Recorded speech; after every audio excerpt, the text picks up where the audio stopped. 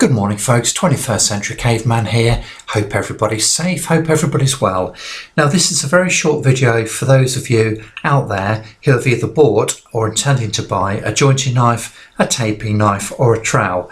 Now yes, you can use them straight out of the box, but I would advise you against it.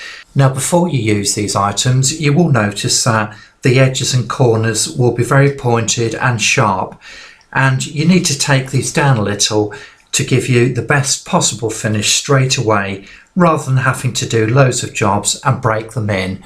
This is a waste of time. Now I would therefore suggest that you get a sheet of fine sandpaper, say about 120 grit, and work on the edges and the corners for several minutes in order to remove the sharp edges. Now I can assure you this small investment in time will give you an immediate visible return on your work.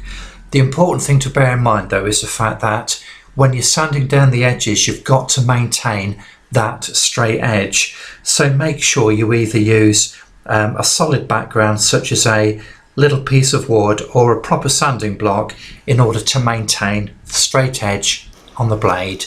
And I can assure you this will give you the best possible finish straight away with the brand new tool. Thank you for watching.